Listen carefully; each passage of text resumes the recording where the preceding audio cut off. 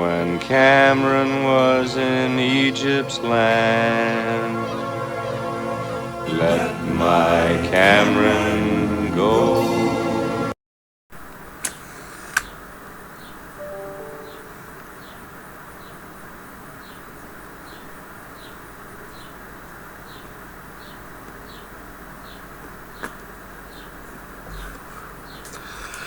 Everyone, Nathan here.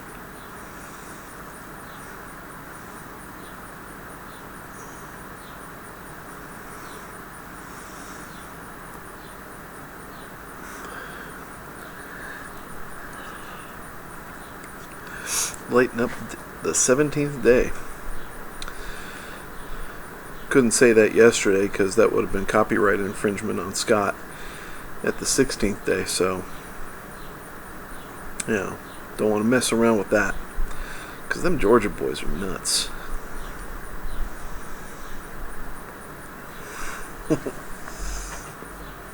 Anyway, so got my Carter Hall. Mel Harris talked about a never-ending supply of tobacco in these tubs. Now, I've just been going one bowl a day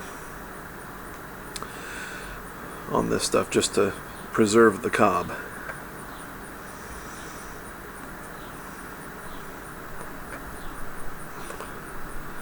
Bama Guitar Dude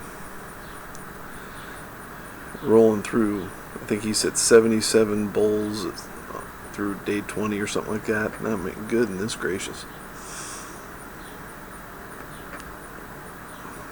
That's some serious stuff.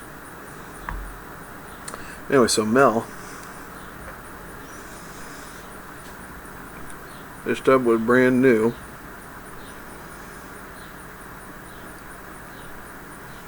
When I picked it up.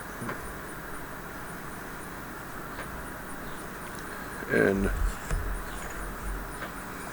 I have some of it in my pouch here.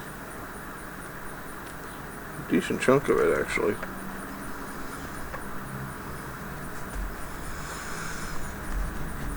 I'll be having Carter Hall out of this for a while. So I figure once I'm done with this 30 days, this is going to be hibernating. But, yeah. It says 14 ounces right there.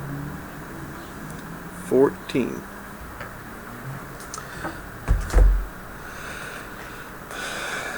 It's going to feel like it's going to last longer than that.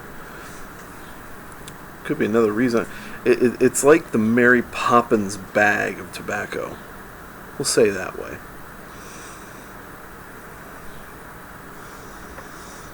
Yeah, every time you stick your pipe in, if it's empty, you pull back out a loaded bowl. Every time. Hum-diddle-diddle, hum-diddle-I, hum-diddle.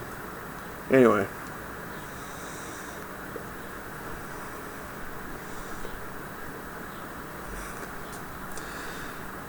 So yeah, Mel, I hear what you're saying. It is a big tub of tobacco.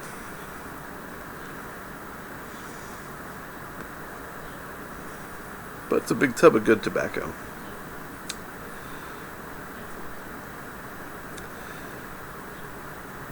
So Bama Guitar Dude, I think in today's update was, maybe a few updates ago, was talking about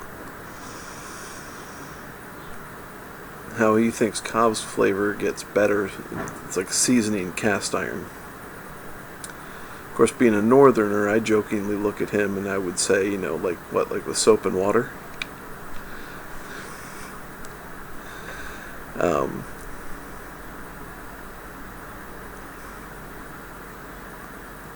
But I guess I'm going to have to pay attention to that, see if that's really the case. At least for my palate anyway. I'm sure it's the case for his, because, he's him. Right?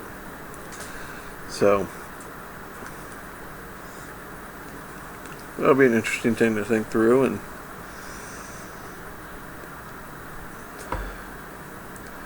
ponder. So keep on staring at these bags here that I've had in here for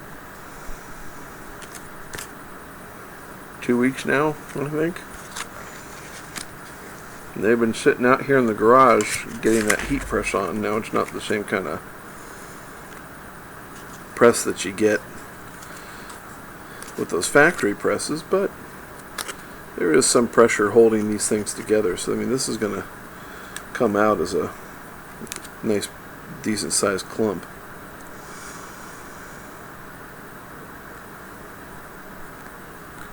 I'll have to get with Allbriared up just to get his thoughts on that, and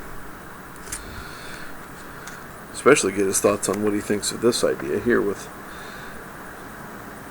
the mortar, but just adding one flake of rustica in there.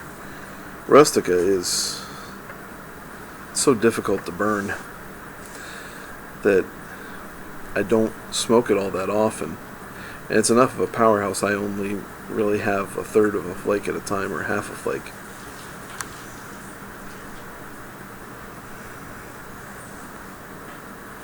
But I figured if I put it in with Old Dark Fired and Latakia flake, then that's going to give it, give the surrounding tobacco enough of a staying power with the heat to burn through the rustica, and therefore the light will last a lot better around the rustica, and I might actually go through my rustica a little bit quicker, because at this rate it's been out for over a year since I've had it, and I've only had a total of 2 or 3 flakes. I got 2 tins of it. So I got 2 tins of it, and it's good enough for me not to let it go. So I heard you, I saw you eyeballing it, Ethan.